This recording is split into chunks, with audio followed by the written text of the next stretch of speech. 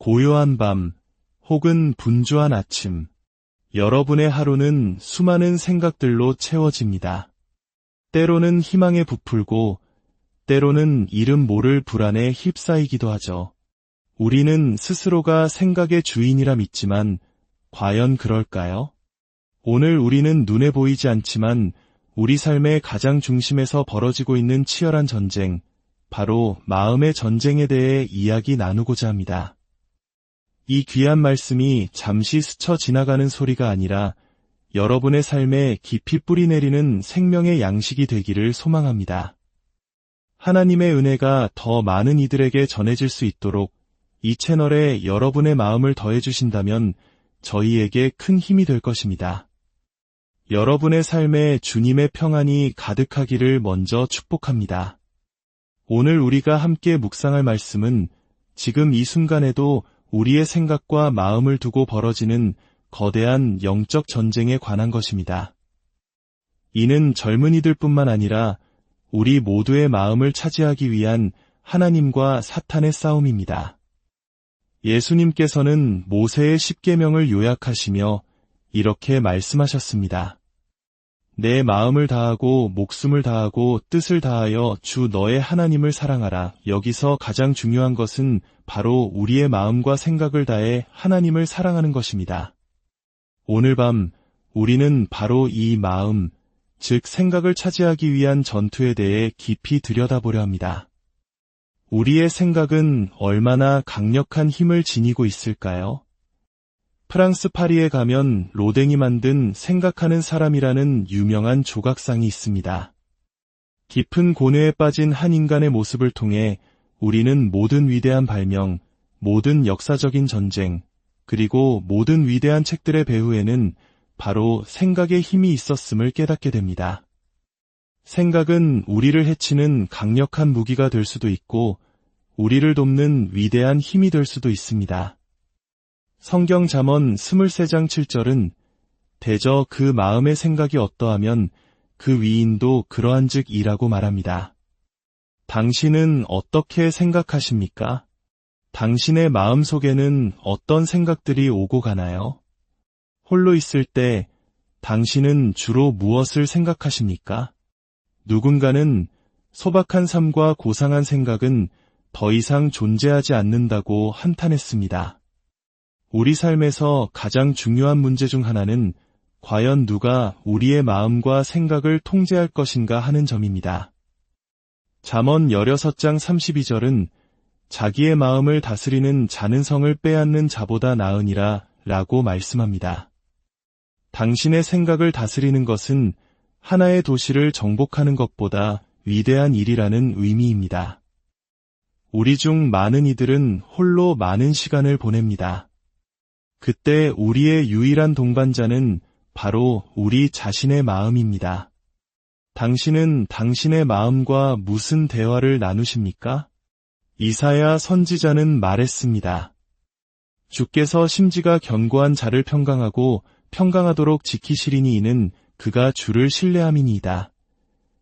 당신의 마음을 그리스도께 견고히 고정하고 계십니까? 혹시라도 마음이 그리스도를 떠나 해서는 안 될 생각들로 방황할 때 주님, 저를 용서하시고 제 마음을 다시 그리스도께로 돌이킬 수 있도록 도와주십시오라고 기도하십니까? 저는 자주 그렇게 기도합니다. 성경은 먼저 우리의 본래 마음 상태에 대해 이야기합니다. 첫째로, 우리의 마음은 하나님과 원수가 되어 있다는 것입니다. 로마서 8장 7절은 말합니다. 육신의 생각은 하나님과 원수가 되나니 이는 하나님의 법에 굴복하지 아니할 뿐 아니라 할 수도 없음이라. 우리의 자연적인 마음은 처음부터 하나님에 관한 어떤 것도 하고 싶어 하지 않습니다.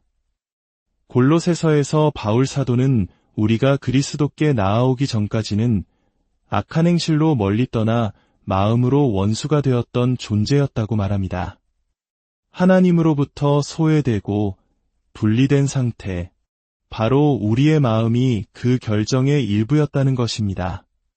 이러한 마음은 하나님의 법에 순종하지 않으며 죄에 굴복하고 육신의 일만을 생각합니다. 둘째로, 우리의 마음은 눈이 멀어 있습니다. 고린도후서 4장 4절은 말씀합니다. 그 중에 이 세상의 신이 믿지 아니하는 자들의 마음을 혼미하게 하여 그리스도의 영광의 복음의 광채가 비치지 못하게 함이니, 이 세상의 신, 즉 사탄은 우리의 마음을 멀게 할 초자연적인 힘을 가지고 있습니다. 우리가 그를 허용한다면 말입니다.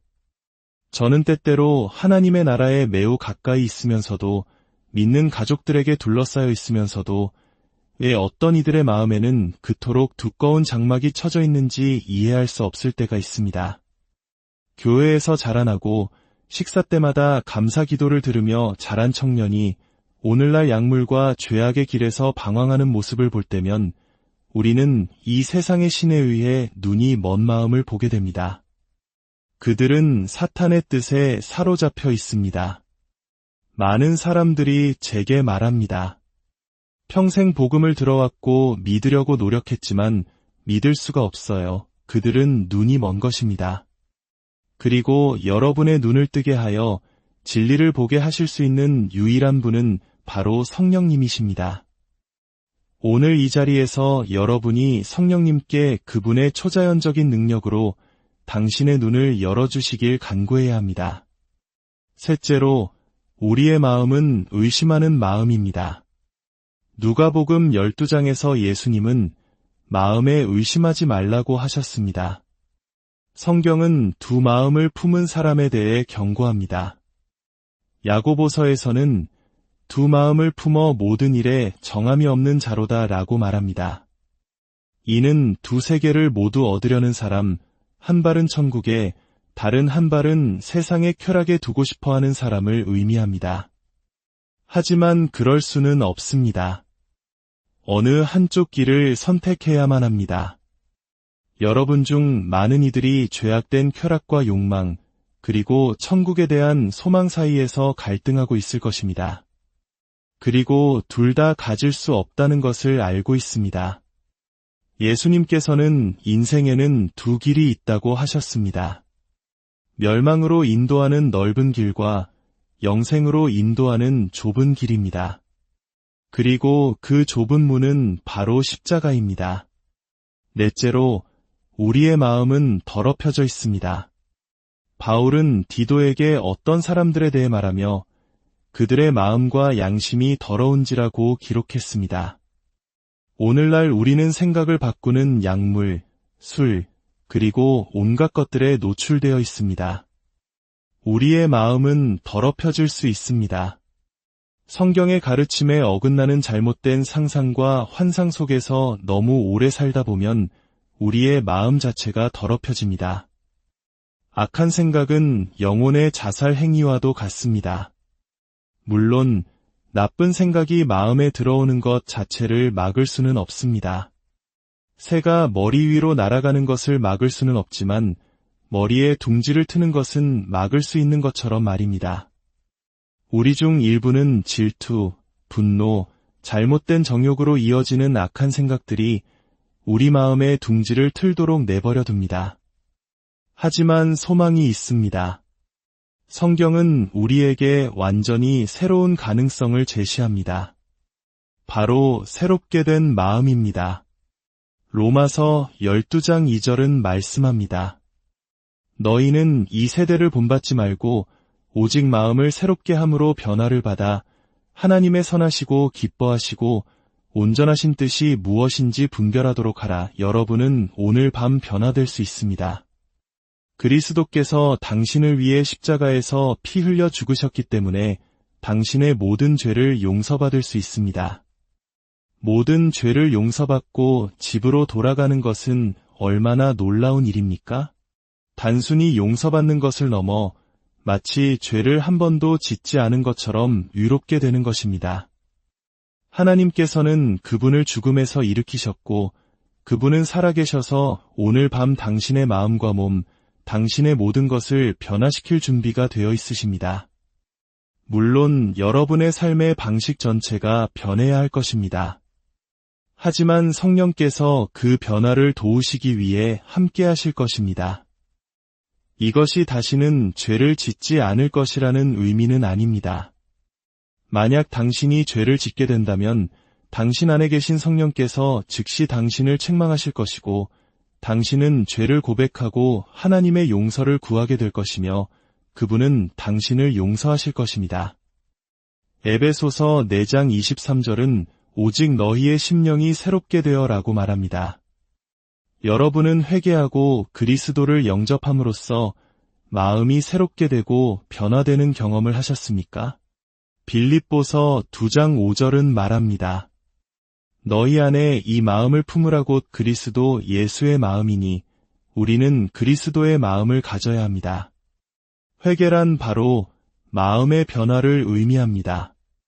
당신이 걸어온 삶의 방식과 방향을 바꾸겠다는 뜻입니다. 하나님께 제가 죄를 지었습니다. 죄송합니다. 새로운 사람이 되고 싶습니다. 라고 고백하는 것입니다. 바울은 고린도인들에게 물었습니다. 누가 주의 마음을 알아서 주를 가르치겠느냐? 그리고 스스로 답했습니다. 그러나 우리가 그리스도의 마음을 가졌느니라. 당신이 그리스도의 마음을 가졌을 때 당신은 주님의 마음을 가진 것입니다.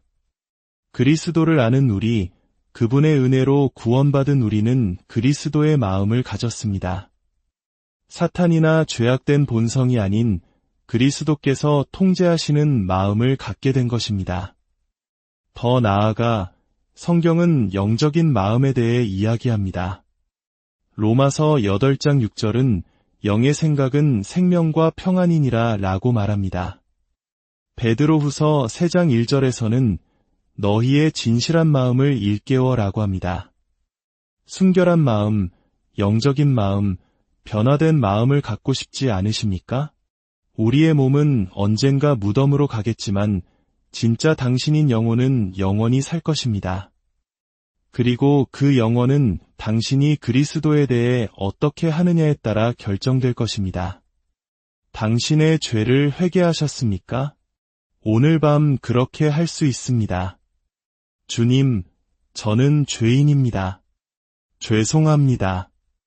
제 삶의 방식을 바꾸기 원합니다. 제 마음을 변화시켜 주시고 제 삶 전체를 새롭게 해주세요. 제 마음속에 순결함을 일으켜 주십시오. 오늘 이 시간 여러분 각자의 자리에서 조용히 주님께 나아가길 원합니다. 여러분의 마음을 열고 이렇게 고백하십시오. 주님, 제 마음을 열어 그리스도를 영접합니다. 제 생각을 주님께 드립니다. 저의 주인이 되어 주십시오. 어떤 대가를 치르더라도 그리스도께 속한 자가 되기 위해 제 삶의 방식을 기꺼이 바꾸겠습니다. 사랑하는 여러분, 이제 함께 기도하겠습니다. 거룩하신 하나님 아버지, 오늘 저희의 마음의 문을 두드려 주시니 감사합니다. 저희는 너무나 오랫동안 세상의 소리와 거짓된 욕망에 저희의 생각을 내어주었음을 고백합니다. 하나님과 원수되었던 저희의 마음, 사탄에 의해 눈멀었던 저희의 마음, 세상과 주님 사이에서 의심하며 방황했던 저희의 마음, 온갖 더러운 것들로 오염되었던 저희의 마음을 주님 앞에 내려놓습니다.